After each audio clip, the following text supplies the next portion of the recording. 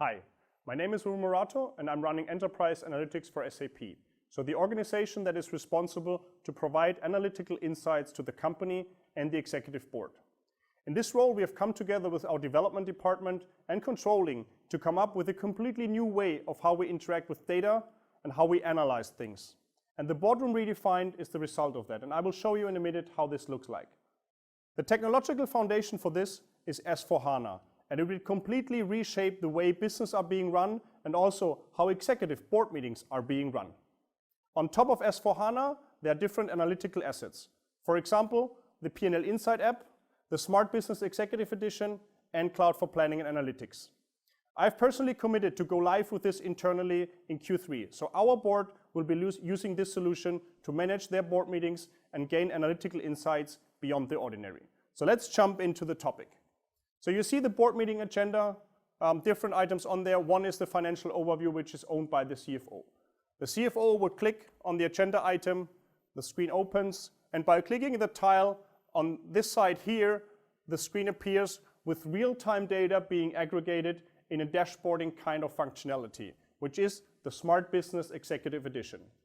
You can easily rearrange the tiles now from a size perspective or a positioning perspective, and you also can define the content as you wish. So if you have another agenda item on the board meeting which is more HR focused, you would rather have more HR KPIs on there. So for this time we have an overview for the company here, showing some HR topics, some financial data, some competitor market data and stock data, which gives you a pretty good overview overall on where we are with the company. So the current state of the nation, if you will, based on real-time data. So that is pretty good already. However, to make a decision in a board meeting, that is not enough.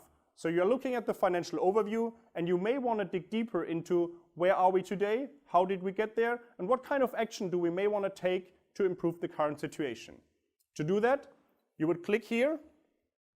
It opens up a menu and you can show the data in the Insight app. So we were looking at total revenue, and now the information flows from this screen to that screen and shows you the same information on a historical trend line.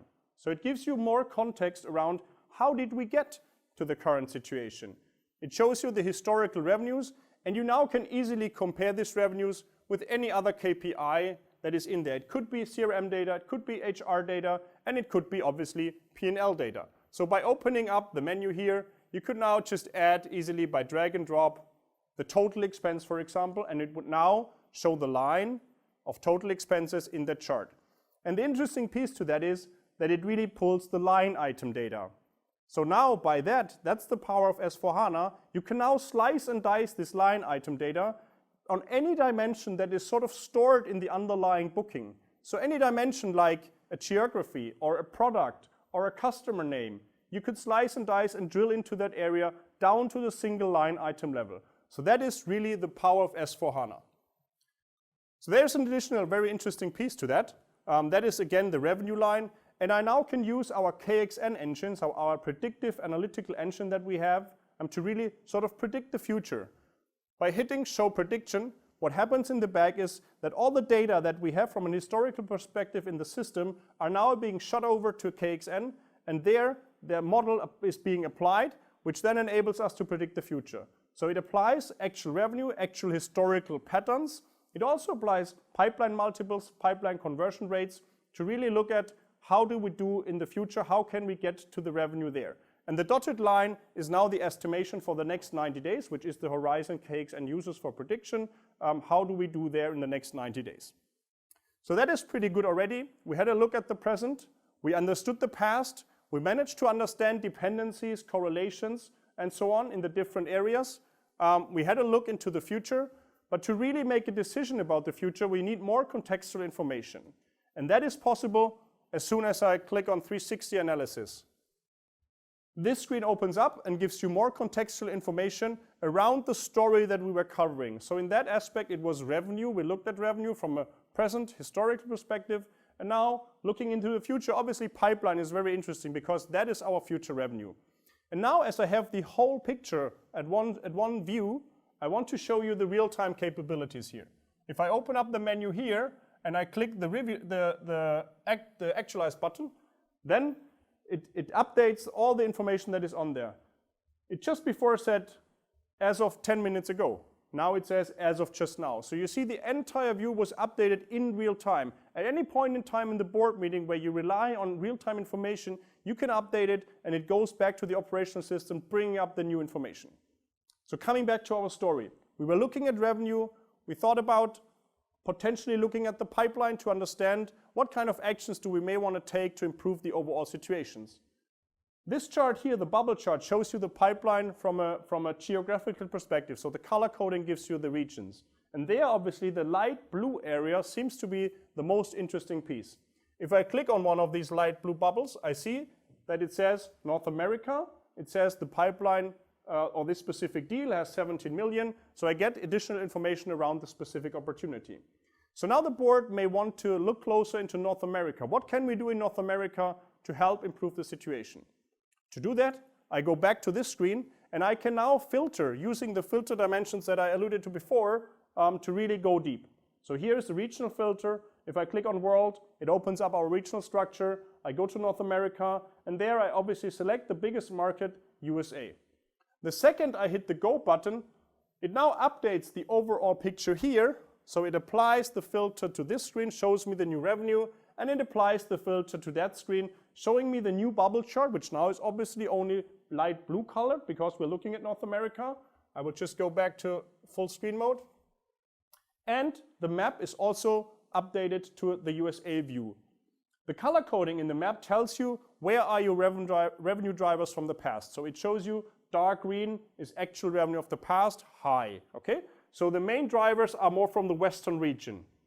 For SAP, it is also very important to understand something that we call coverage. So how many sales representatives do we have per opportunity? And that is sort of indicated by these figures here. The red figure indicates an alert, so we may want to look closer. So there, the coverage says we don't have enough coverage. We have put too many opportunities on the shoulder of a single individual account executive, and the risk that this person might not be able to really capture all the opportunities is pretty significant. So in the board meeting, having analyzed that, having understood that there are major opportunities in North America, however, potentially not enough sales representatives covering those opportunities, the topic might come up to discuss an investment in that area to capture the opportunities. So the sales board member certainly wants that. He wants to drive his revenue. However, the CFO at the same time, also sitting in the board meeting, might say, hey guys, we need to figure out what that implies for the overall situation of the company again, meaning our financial guidance. Can we still keep that with that investment, or do we have to readjust? So now a simulation would happen. In the past, the CFO would now have gone back to his finance folks to try to get this analysis going, and really after 2 weeks later, they would come up with a decision proposal in the next board meeting. However, based on the power of S/4HANA and based on our simulation capabilities in there, this is possible right now in the meeting at the fingertip, and I will show you how. So you would go back here to simulate the impact of the headcount investments. You would change the data source. There are different data sources to that, and one of the data sources is planning and simulation. There, our Cloud for Planning solution is in the back. So it now pulls me the structure that is in Cloud for Planning and shows you the different pieces to that. So I could now open this up and it would give you the entire P&L structure in our planning solution. So by now dragging over the revenue to the chart, it shows us the planning. And as we do plan monthly, there is a staircase approach, right? So now if I click on showing Cloud for Planning, the other screen is now filled with the Cloud for Planning solution, really our tool on how we plan. You will see that it is Excel-like because that's how our controllers used to work. And that is now the solution. You see all the business logic that we are planning is embedded in here. And by scrolling down to the respective manipulation area, I can now adjust the respective headcount numbers. There you see a line, headcount adjustments. Okay? So when I click now in Q3 where we want to invest now, it's inserted here. Let's add another 1,000 FTEs just to make the case, okay? And when I hit the equal sign, you will see that now the P&L is being adjusted. All the yellow cells show you the business logic, what kind of accounts are being affected by one additional FTE. So it is personal expense, it is travel, it is entertainment, it might be facilities, and so on. So the entire business logic is embedded in Cloud for Planning, and by manipulating the data here, the system calculates automatically the other items. However, I don't want to see it right now here because that's pretty difficult. I have my overall view already on the other side over there. So if I click Save, what the system does then is calculate the simulation results and incorporates it in my overall view. And you might have recognized that the balance sheet only had one column before. Now with the simulation results, 2 or 3 other columns are added, so now I have a simulated balance sheet. What does the investment of 1,000 FTEs in Q3 mean to my balance sheet? And what does it mean to my P&L structure? So in that case, total revenue and total operating income. And now I see the impact live in the meeting. So now the CFO and the board can discuss whether this is a good idea to invest or if they rather should not take this investment or have any kind of other investment. So that is really powerful because we are bringing together the actual financials with the simulation possibility and forecasting functionality that we have. So that is the real power of S/4HANA, and that is how the business will be transformed, how board meetings will be run in the future. We will internally go live in Q3 with that, and we're looking forward to show this to you and your customers and all of them who are interested in that. Thank you very much.